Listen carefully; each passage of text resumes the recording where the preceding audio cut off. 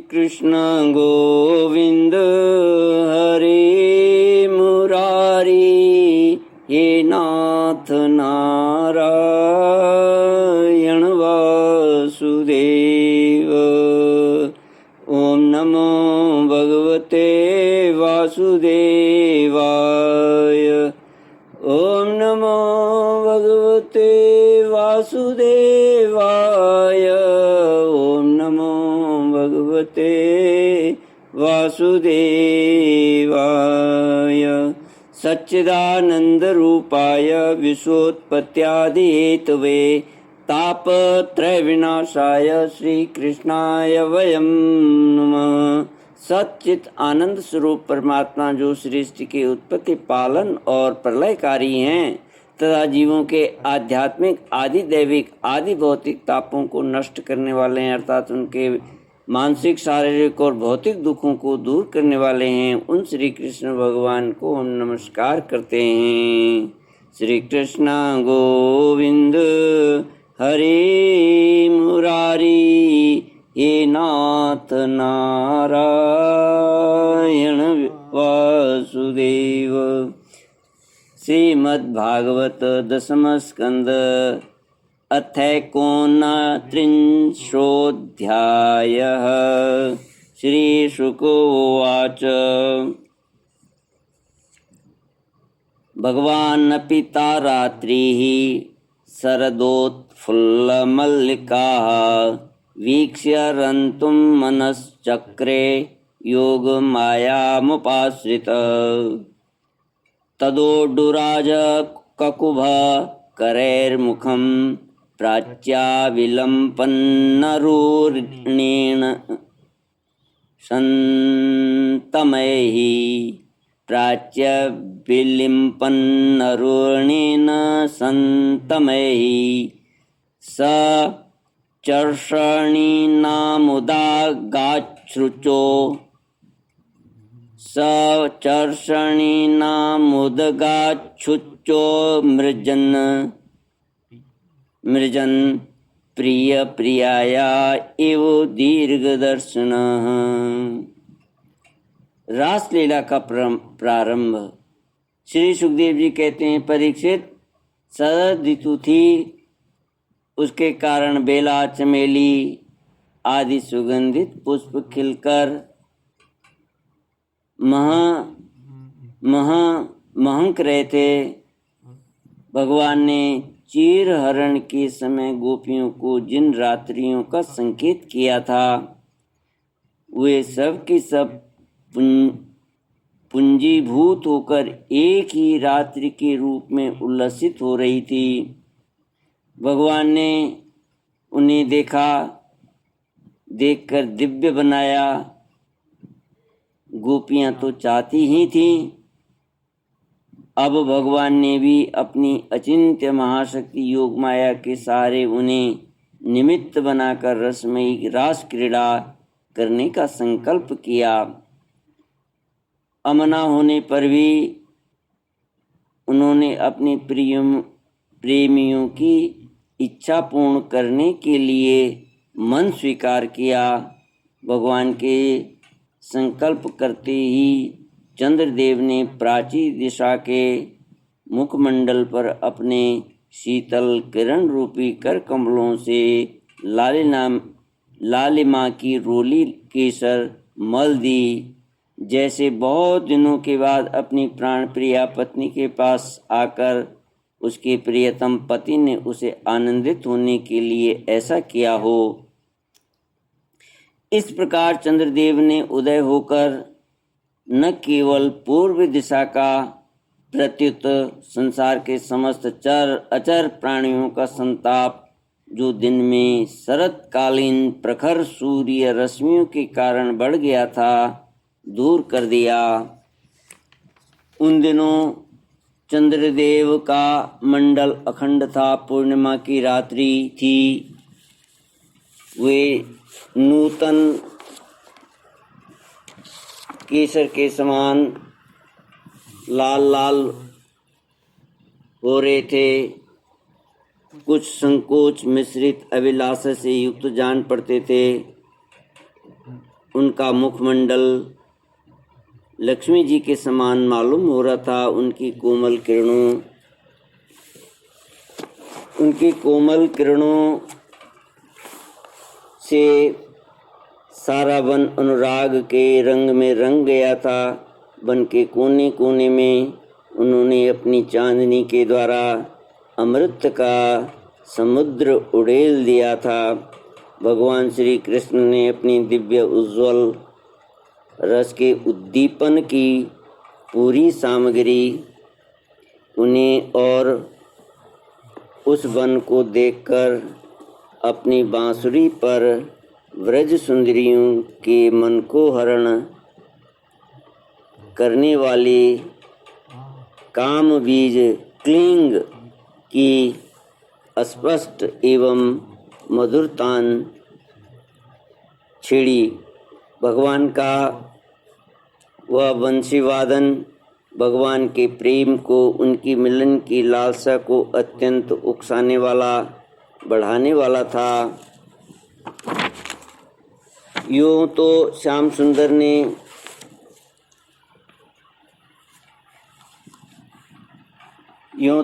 सुंदर ने पहले से ही गोपियों के मन को अपने वश में कर रखा था। अब तो उनके मन की सारी वस्तुएं भय, संकोच, धैर्य, मर्यादा आदि की वृत्तियां भी छीन लीं। वंशी ध्वनि सुनते ही उनकी विचित्र गति हो गई। जिन्होंने एक साथ साधना की थी श्री कृष्ण को पति रूप में प्राप्त करने के लिए, वे गोपियां भी एक दूसरे को सूचना न देकर, यहाँ तक कि एक दूसरे से अपनी चेष्टा को छिपाकर जहाँ वे थे वहाँ के लिए चल पड़ी। परीक्षित, वे इतने वेग से चली थीं कि उनके कानों के कुंडल झोंके खा रहे थे। बंसी ध्वनि सुनकर वे गोपियाँ दूध दुह रही थीं। जो गोपियाँ दूध दुह रही थीं वे अत्यंत उत्सुकतावश दूध दोना छोड़कर चल पड़ी। जो चूल्हे पर दूध लौटा रही थी वे उफनता हुआ दूध छोड़कर और तो लपसी पका रही थीं। जो लपसी पका रही थी वे पकी हुई लपसी बिना उतारे ही ज्यों की त्यों छोड़कर चल दी। जो भोजन परस रही थी वे परसना छोड़कर छोटे छोटे बच्चों को दूध पिला रही थी। जो छोटे छोटे बच्चों को दूध पिला रही थी वे दूध पिलाना छोड़कर जो पतियों की सेवा शुश्रूषा कर रही थीं वे सेवा शुश्रूषा छोड़कर, और जो स्वयं भोजन कर रही थी वे भोजन करना छोड़कर अपने कृष्ण प्यारे के पास चल पड़ी। कोई कोई गोपी अपने शरीर में अंगराग, चंदन और उपटन लगा रही थीं और कुछ आँखों में अंजन लगा रही थी। वे उन्हें छोड़कर तथा उल्टे पलटे वस्त्र धारण कर श्री कृष्ण के पास पहुँचने के लिए चल पड़ी। पिता और पतियों ने, भाई और जाति बंधुओं ने उन्हें रोका। उनकी मंगलमयी प्रेम यात्रा में विघ्न न डाला।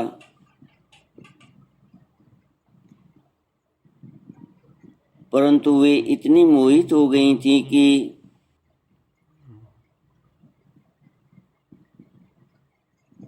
रुकने पर भी न रुक सकी। रुकती कैसे? विश्व विमोहन श्री कृष्ण ने उनके प्राण, मन और आत्मा सब कुछ का अपहरण जो कर लिया था। परीक्षित, उस समय कुछ गोपियां घरों के भीतर थी। उन्हें बाहर निकलने का मार्ग ही न मिला। तब उन्होंने अपने नेत्र मूंद लिए और बड़ी तन्मयता से श्री कृष्ण के सौंदर्य, माधुर्य और लीलाओं का ध्यान करने लगी। परीक्षित, अपने परम प्रियतम श्री कृष्ण के असह्य विरह की तीव्रता वेदना से उनके हृदय में इतनी व्यथा, इतनी जलन हुई कि उनमें जो कुछ अशुभ संस्कारों का लेश मात्र अवशेष था वह भस्म हो गया। इसके बाद तुरंत ही ध्यान लग गया। ध्यान में उनके सामने भगवान श्री कृष्ण प्रकट हुए। उन्होंने मन ही मन बड़े प्रेम से, बड़े आवेग से उनका आलिंगन किया। उस समय उन्हें इतना सुख, इतनी शांति मिली कि उनके सब के सब पुण्य के संस्कार एक साथ क्षीण हो गए। परीक्षित, यद्यपि उनका उस समय श्री कृष्ण के प्रति जार भाव भी था, तथापि कहीं सत्य वस्तु की भाव की अपेक्षा रखती है, तथापि कहीं सत्य वस्तु भी भाव की अपेक्षा रखती है। उन्होंने जिनका आलिंगन किया, चाहे किसी भी भाव से किया हो, वे स्वयं परमात्मा ही तो थे। इसलिए उन्होंने पाप और पुण्य रूप कर्म के परिणाम से बने हुए गुणमय शरीर का परित्याग कर दिया। भगवान की लीला में सम्मिलित होने के योग्य दिव्य अप्राकृतिक शरीर प्राप्त कर लिया। इस शरीर से भोगे जाने वाले कर्म बंधन तो ध्यान के समय ही छिन्न भिन्न हो चुके थे। श्री कृष्ण गोविंद हरि मुरारी, हे नाथ नारायण वासुदेव। राजोवाच कृष्णं विदु परम कांतं, न तो ब्रह्म तया मुने, गुण प्रवाहो परमस्तासां, गुण विधियां कथम। श्री शुक उवाच उक्तं पुरुषतादेतत्ते चैद्य सिद्धिं यथा गतः, द्विषन्नपि हृषिकेशं किमुताधोक्षज प्रियाः। राजा परीक्षित ने पूछा, भगवान, गोपियां तो भगवान श्री कृष्ण को केवल अपना परम प्रिय प्रीतम ही मानती थी, उनका उनमें ब्रह्म भाव नहीं था। इस प्रकार उनकी दृष्टि प्राकृतिक गुणों में ही आसक्त दिखती हैं। ऐसी स्थिति में उनके लिए गुणों के प्रवाह रूप इस संसार की निवृत्ति कैसे संभव हुई? श्री सुखदेव जी ने कहा, परीक्षित, मैं तुमसे पहले ही कह चुका हूँ कि चेदीराज शिशुपाल भगवान के प्रति द्वेष भाव रखने पर भी अपने प्राकृतिक शरीर को छोड़कर अप्राकृतिक शरीर से उनका पार्षद हो गया। ऐसी स्थिति में जो समस्त प्रकृति और उसके गुणों से अतीत भगवान श्री कृष्ण की प्यारी हैं और उनसे अनन्य प्रेम करती हैं, वे गोपियां उन्हें प्राप्त हो जाएं, इसमें कौन सी आश्चर्य की बात? परीक्षित, वास्तव में भगवान प्रकृति संबंधी वृद्धि विनाश, प्रमाण प्रमेय और गुण गुणी भाव से रहित हैं। वे अचिंत्य अनंत अप्राकृतिक परम कल्याण स्वरूप गुणों के एकमात्र आश्रय हैं। उन्होंने यह जो अपने को तथा अपनी लीला को प्रकट किया है, उसका प्रयोजन केवल इतना ही है कि जीव उसके सहारे अपना परम कल्याण संपादन करे। इसलिए भगवान से केवल संबंध हो जाना चाहिए। वह संबंध जैसा हो, काम का हो, क्रोध का हो या भय का हो, स्नेह, नातेदारी या सौहार्द का हो, चाहे जिस भाव से भगवान में नित्य निरंतर अपनी वृत्तियां जोड़ दी जाएं, वे भगवान से ही जुड़ती हैं। इसलिए वृत्तियां भगवानमय हो जाती हैं और उस जीव को भगवान की ही प्राप्ति होती है। परीक्षित, तुम्हारे जैसे परम भागवत भगवान का रहस्य जानने वाले भक्त को श्री कृष्ण के संबंध में ऐसा संदेह नहीं करना चाहिए। योगेश्वरों के भी ईश्वर अजन्मा भगवान के लिए भी यह कोई आश्चर्य की बात है? अरे उनके संकल्प मात्र से, भौं के इशारे से सारे जगत का परम कल्याण हो सकता है। जब भगवान श्री कृष्ण ने देखा कि व्रज की अनुपम विभूतियां गोपियां मेरे बिल्कुल पास आ गई हैं, तब उन्होंने अपनी विनोद भरी वाक चातुर्य से उन्हें मोहित करते हुए कहा, क्यों न हो, भूत भविष्य और वर्तमान काल के जितने वक्ता हैं उनमें वे ही तो सर्वश्रेष्ठ हैं। श्री कृष्ण गोविंद हरे मुरारी, हे नाथ नारायण वासुदेव।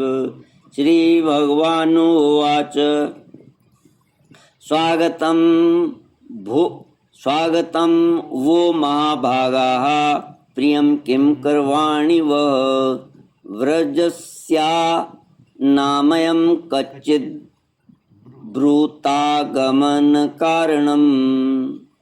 भगवान श्री कृष्ण ने कहा, महाभाग्यवती गोपियों, तुम्हारा स्वागत है।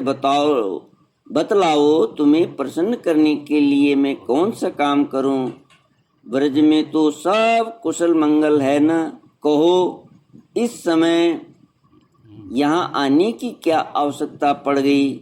सुंदरी गोपियों, रात का समय है, यह स्वयं ही बड़ा भयावना होता है और इसमें बड़े बड़े भयावने जीव जंतु इधर उधर घूमते रहते हैं। अब तुम सब तुरंत व्रज में लौट जाओ। रात के समय घोर जंगल में स्त्रियों को नहीं रुकना चाहिए। तुम्हें न देखकर तुम्हारे माँ बाप, पति, पुत्र, भाई और बंधु ढूंढ रहे होंगे। उन्हें भय में न डालो। तुम लोगों ने रंग बिरंगे पुष्पों से लदे हुए इस वन की शोभा को देखा। पूर्ण चंद्रमा की कोमल रश्मियों से यह रंगा हुआ है, मानो उन्होंने अपने हाथों चित्रकारी की हो और यमुना जी के जल का स्पर्श करके बहने वाले शीतल समीर की मंद मंद गति से हिलती हुई ये वृक्षों के पत्ते तो इस वन की शोभा को और भी बढ़ा रहे हैं। परंतु अब तो तुम लोगों ने यह सब कुछ देख लिया। अब देर मत करो, शीघ्र से शीघ्र व्रज में लौट जाओ। तुम लोग कुलीन स्त्री हो और स्वयं ही सती हो। जाओ, अपने पतियों की और सतियों की सेवा शुश्रूषा करो। देखो, तुम्हारे घर के नन्हे नन्हे बच्चे और गौवें के बछड़े रो रंभा रहे हैं, उन्हें दूध पिलाओ, गौवें दूहो। अथवा यदि मेरे प्रेम के परवश होकर तुम लोग यहाँ आई हो तो इसमें कोई अनुचित बात नहीं हुई है। यह तो तुम्हारे योग्य ही है, क्योंकि जगत के पशु पक्षी तक मुझसे प्रेम करते हैं, मुझे देखकर प्रसन्न होते हैं। कल्याणी गोपियों, स्त्रियों का परम धर्म यह है कि वे पति और उसके भाई बंधुओं की निष्कपट भाव से सेवा करें और संतान का पालन पोषण करें। जिन स्त्रियों को उत्तम श्लोक प्राप्त करने की अभिलाषा है, जिन स्त्रियों को उत्तम लोक प्राप्त करने की अभिलाषा है, वे पति को छोड़कर और किसी भी प्रकार के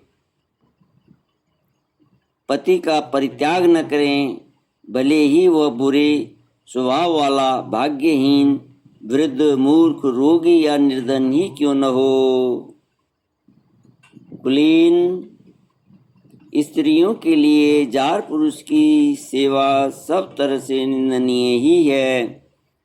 इससे उनका परलोक बिगड़ता है, स्वर्ग नहीं मिलता, इस लोक में अपयश होता है। यह कुकर्म स्वयं तो अत्यंत तुच्छ क्षणिक है ही, इसमें प्रत्यक्ष वर्तमान में भी कष्ट ही कष्ट है। मोक्ष आदि की तो बात ही कौन करे। यह साक्षात परम भय नरक आदि का हेतु है। गोपियों, मेरी लीला और गुणों के श्रवण से, रूप के दर्शन से, उन सब के कीर्तन और ध्यान से मेरे प्रति जैसे अनन्य प्रेम की प्राप्ति होती है, वैसे प्रेम की प्राप्ति पास रहने से नहीं होती। इसलिए तुम लोग अपने अपने घर लौट जाओ। श्री कृष्ण गोविंद हरि मुरारी, हे नाथ नारायण वासुदेव। ओम पूर्णमद पूर्णमिदं पूर्णात् पूर्णमुदच्यते पूर्णस्य पूर्णमादाय पूर्णमेवावशिष्यते। ओम शांति शांति शांति। ओम द्यो शांति अंतरिक्षं शांति पृथ्वी शांति आपः शांति औषधे शांति वनस्पते शांति विश्वे देव शांति ब्रह्म शांति सर्वं शांति शांतिरेव शांति समं शांतिरेधि। हरि ओम श्री गुरुभ्यो नमः। हरि